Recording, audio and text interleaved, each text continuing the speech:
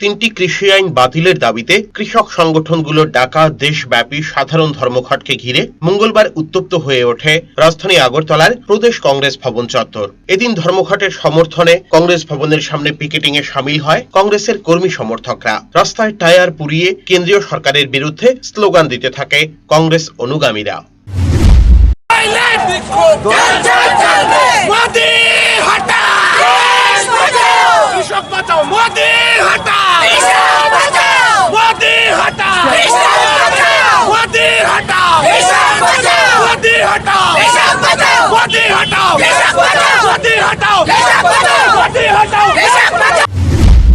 এদিনের এই ধর্মঘট প্রসঙ্গে যুব কংগ্রেস নেত্রী অনামিকা সাহা জানান, মোদী পরিচালিত বিজেপি সরকার শুধুমাত্র সংখ্যাগরিষ্ঠতার জোরে কৃষকদের সর্বনাশ করার জন্য এই বিল পাশ করেছে।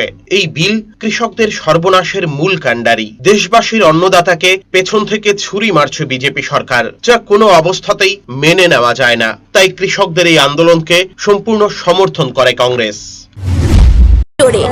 মোদীর চালিত বিজেপি সরকার কৃষকদের সর্বনাশের জন্য যে কৃষক আইন লাগু করেছেন, এই কৃষক আইন কৃষকদের জন্য সর্বনাশের মূল কাণ্ডারি। তার পাশাপাশি আপনারা সবাই অবগত আছেন, যারা অন্নদাতা, দেশের যারা অন্ন দিয়ে থাকেন, আমরা যে অন্ন খেয়ে বেঁচে থাকি, এই অন্নদাতাদের পেছন থেকে ছুরি মারছে এই বিজেপি সরকার। এদিন কংগ্রেস ভবনের সামনে যখন কংগ্রেস কর্মী সমর্থকরা ধর্মঘটের সমর্থনে পিকেটিং এ শামিল হয়েছেন, ঠিক তখনই ধর্মঘটের বিরোধিতা করে শাসক দলের কর্মীরা পথে নামেন। শুধু তাই নয়, কংগ্রেস ভবনের সামনে এসে শাসক দলের কর্মীরা স্লোগানে মুখরিত হয়ে ওঠে। এ নিয়ে চাপা উত্তেজনা তৈরি হয় গোটা পোস্ট অফিস চৌমুহনী এলাকায়।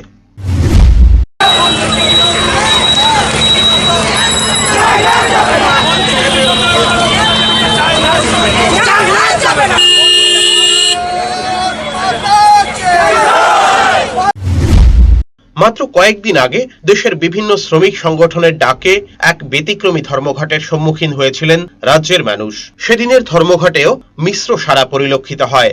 এর রেশ কেটে না উঠতেই কৃষকদের ডাকা ধর্মঘটে শামিল হলেন রাজ্যের বিরোধী রাজনৈতিক দলগুলি। ধর্মঘটের পক্ষে বিপক্ষে প্রচারকে ঘিরে একের পর এক নজিরবিহীন ঘটনার সাক্ষী যেন এখন রাজ্যবাসী।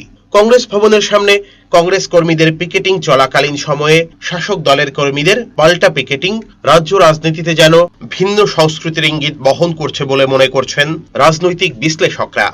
Bureau report, search India, TNN।